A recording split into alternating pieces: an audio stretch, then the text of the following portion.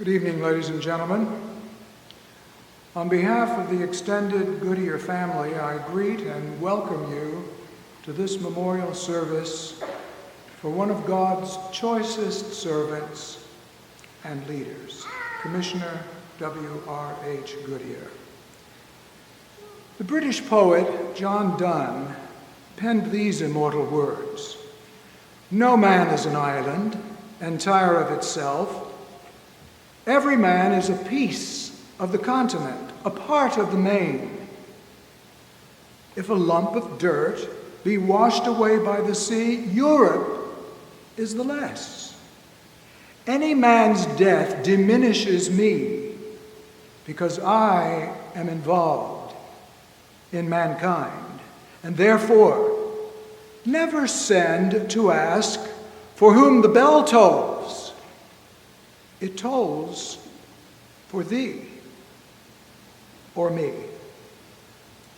Each of us suffered a loss, perhaps most of us in minute ways, when we learned on February 3rd that Commissioner Goodier had been promoted to glory, a few months short. I've asked God about that. Just a few months short of a century of life in this world.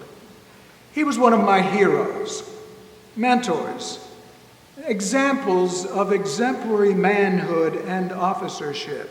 We almost shared a birthday. His was May 23rd, mine is May 24th.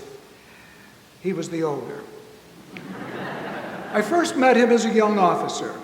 I was fascinated. He had just played a cornet solo, and you know what that was like. I was fascinated with his musical ability and that shiny cornet. Brashly, I went up to talk to him about it. And he said to me about the cornet, "The instrument is as important as the ability."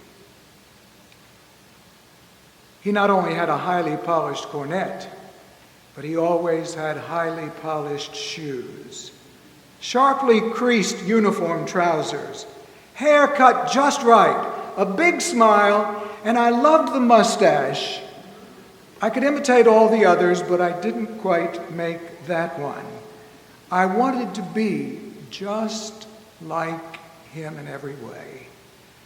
My most helpful memory was, as Territorial Youth Secretary, we were having a Congress, and he was the Chief Secretary. He assigned me to do the printed program. Okay, I had done lots of printed programs. I did it, worked on it a long while, and took it to the Chief to have it approved. He said, "Let me take it home tonight, and I'll bring it back in the morning with any possible corrections." He called me to his office the next day and handed me the program book. I almost didn't touch it. I thought he had been injured. Blood was all over the program book. Not really, but it was red ink, particularly in the song typing. So I looked at him and said, "Chief, what's wrong?" He said, "The punctuation." "Well, sir, I've got capital letters, I've got periods and commas." "Yes, but alas, quote, and did my Savior bleed, comma, and did, on and on and on and on like this." And stupidly I said, "You have got to be kidding."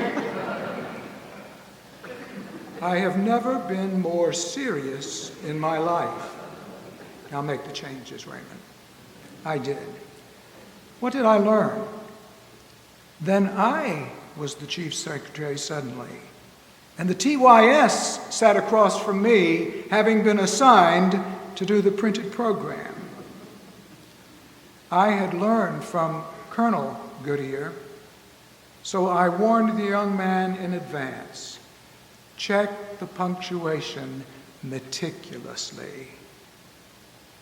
And so on February 3rd, I didn't ask for whom the bell was tolling. I knew it was ringing in part for me. I'm honored tonight to be asked to preside in this service, although, by my choice, The program will mostly flow as printed without further announcement.